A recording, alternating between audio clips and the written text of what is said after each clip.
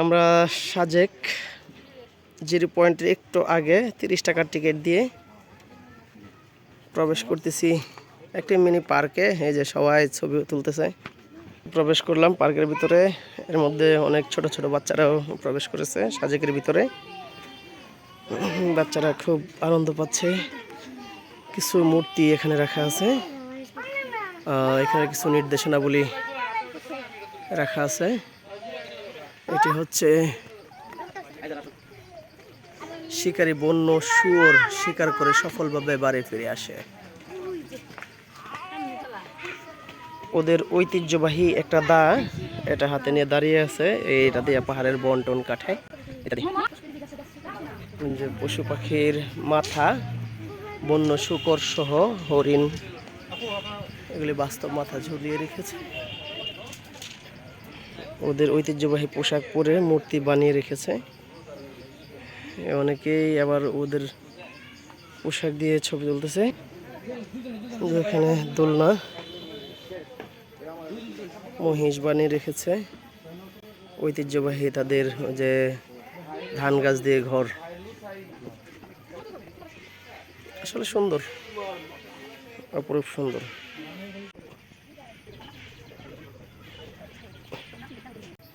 নিচে মোটামুটি অনেক নিচে নেমে আসলাম। নিচে নেমে এসে ওই যে তাদের সম্ভবত এটা কি কুস্তির একটা নিদর্শন রেখে গেছে। বিভিন্ন জায়গায় আসলে পয়েন্টে পয়েন্টে তাদের ঐতিহ্যের মূর্তি বানিয়ে রেখেছে।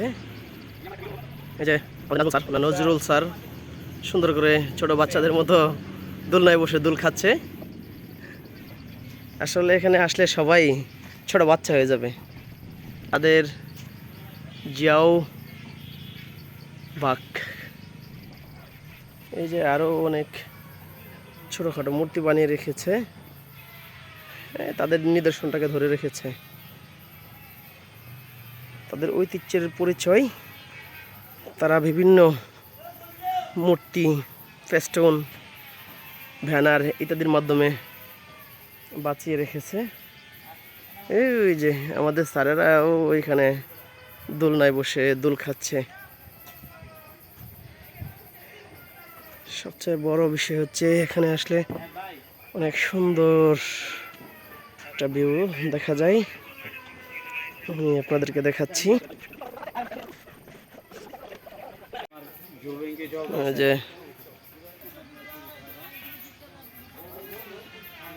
বশির ভাই, সাজ্জাদ স্যার বসে আছে। আরো অনেকেই এখানে ভিডিও করায় ব্যস্ত।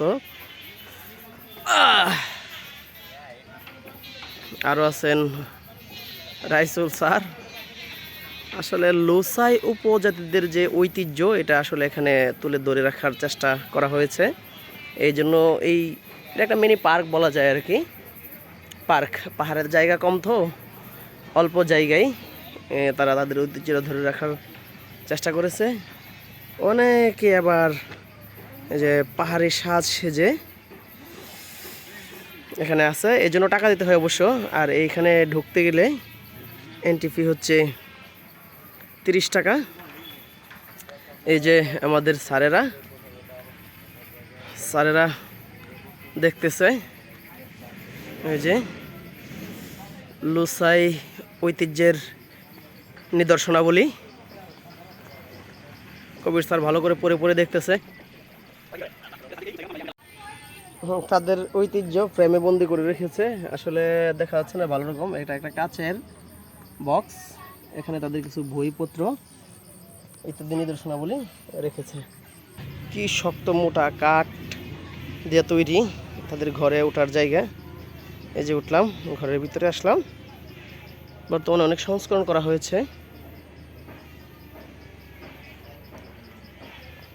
তারা ছবি এঁকে রেখেছে তাদের দৃশ্যটাকে। এটা তাদের একটা মঞ্চ, হয়তো সাংস্কৃতিক অনুষ্ঠান করে এখানে। তাদের কুস্তি খেলার একটা দৃশ্য।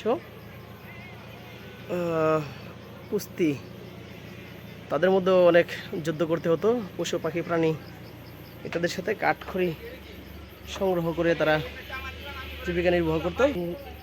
ঐতিহ্যবাহী তখনকার সময়ে অনেক উন্নত একটা লাইট আমাদের এলাকায় হ্যারিকেন বলে এটাকে।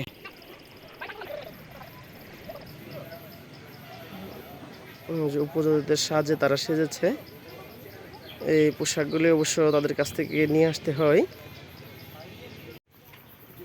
এই যে অনেকেই উপজাতি সেজে ছবি ওঠাচ্ছে, অনেকে উপরে ছোট ছোট ঘর বানিয়ে রেখেছে। আসলে এক সময় তারা ওই যে পশু পাখি প্রাণী হিংস্র জীবজন্তু থেকে বাঁচার জন্য এরকম ছোট ছোট ঘর বানিয়ে রাখতো। এই যে গাছের অনেক উপরে ঘর, এগুলো আসলে সব কিছুই তাদের প্রাণীর হাত থেকে বাঁচার জন্য। এই যে ঘুরে ঘুরে দেখতেছেন আমাদের রিজভি স্যার, নিচে ফটোশপে ব্যস্ত আছেন আমাদের কবির স্যার। ওদের যে তাঁতের ঐতিহ্য মোটামুটি শেষ প্রান্তে। এখন আমরা চলে যাব, কারণ আমাদের গাড়িতে যাওয়ার সময় হয়ে গেছে। ওই যে তাদের আরও ঐতিহ্যগুলি এখানে রাখা আছে।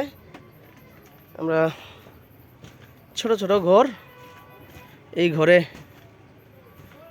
আসলে তাদের ঐতিহ্য কীভাবে রান্নাবান্না করতো সুন্দর, এটা জাদুঘর হিসেবে রাখা হয়েছে এবং অনেক জায়গায় ছবি বানিয়ে রাখা হয়েছে তাদের ব্যাপারে।